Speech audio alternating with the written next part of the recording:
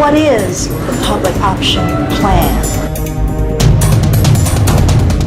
How do you feel about health insurance companies pulling the plug, so to speak, on Americans' health plans day after day for billion-dollar profit? Saying that there's a healthcare system, I think, is saying too much about what we have. Think about this.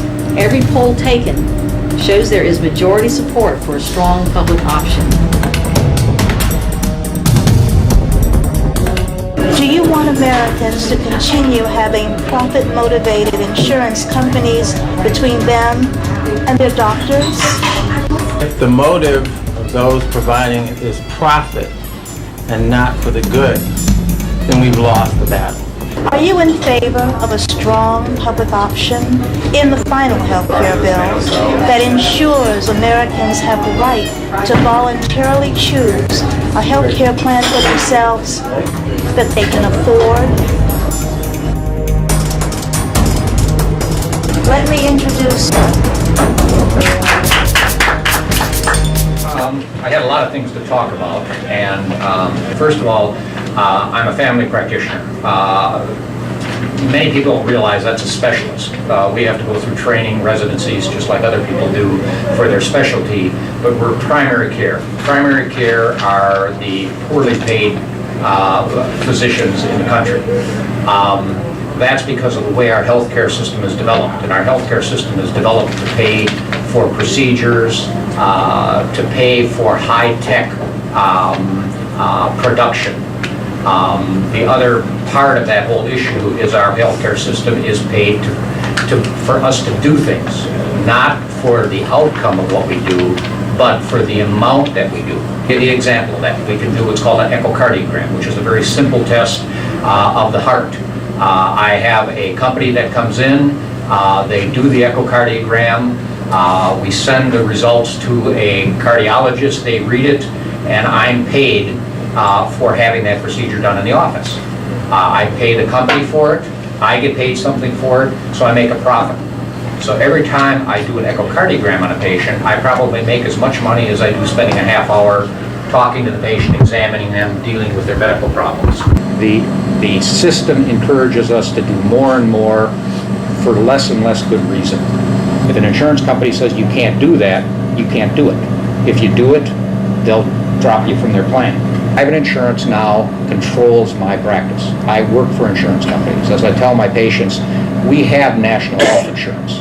The insurance companies control medicine in this country. They control the economics of private care in this country. And if I did not take Blue Cross Blue Shield for about 4 years because they were cutting their payments and we decided we weren't going to put up with it.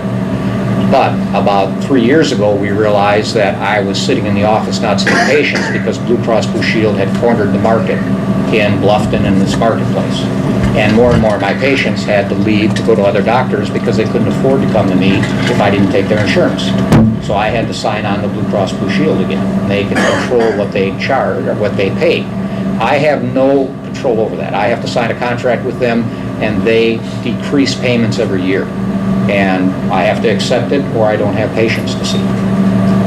One of the misconceptions I think about this whole healthcare reform issue is about coverage of uninsured people. You hear over and over again about people that are uninsured not being able to get medical care. And that's true to a certain extent. But it's not true in the fact that they can't get medical care. They just don't get medical care until it's too late oftentimes.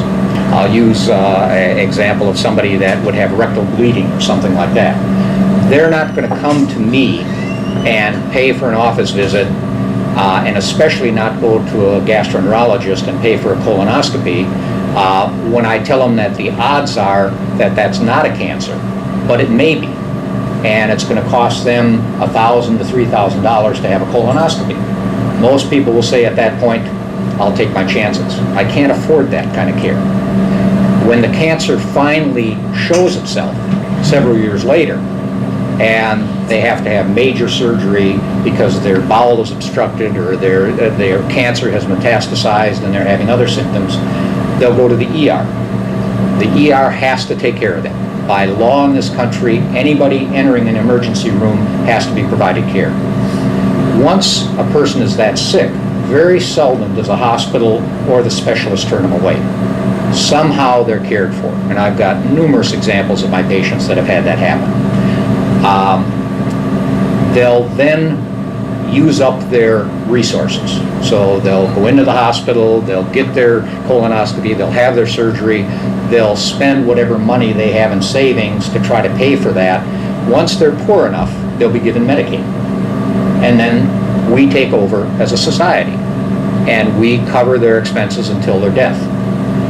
The problem is, by the time that happens, they oftentimes have terminal illnesses that can't be cured, and we spend large amounts of money caring for people that could have been cured of their disease if they would have been seen soon enough. The system makes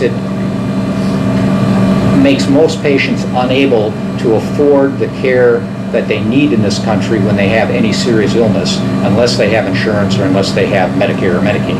In the last 2 years in my practice, I have not had one patient over the age of 50 that I know of that's been able to get health insurance unless it was through a group plan. The insurance companies don't want to take older people because it's more likely it's going to cost them money. They want to take healthy young people into the insurance program. That the federal government pays the insurance company, I've heard either between $1,000 or $1,100 per year for everybody they sign up. So as taxpayers, we're paying the insurance companies $1,100 or thereabouts out of the tax money to cover every Medicare patient that goes on an Advantage plan. The system is broken. The system allows that kind of craziness. And I know that's one of the things that Barack Obama was talking about when he was talking about the billions of dollars that could be saved under Medicare. Now the problem is most Medicare patients don't understand that. When they see that he's going to save $30 billion a year, they think that means that he's going to cut their Medicare. It isn't. He's going to take away the Advantage program. Now there's a lot of Medicare patients like me that are very selfish that would say, don't take that away from me. If I can get $18 a month back rather than paying $300 a month, I want that. But they don't understand that they're paying $1,100. Somebody's paying $1,100 in taxes every year to give to the insurance company to provide that service. So we all pay for it. We all pay for it out of our pocket one way or the other. Anyone that thinks that this system is going to save money in the long run is crazy. The healthcare system we have right now is going to bankrupt the country. And sooner or later, something like this is going to happen, and the longer we wait, the more expensive it's going to be for everybody as a taxpayer. Thank you. Thank you. I happened to fall and hit my head. Just happened to fall. Well, I never saw so much blood. Never saw so much blood. I was so scared. But you know what?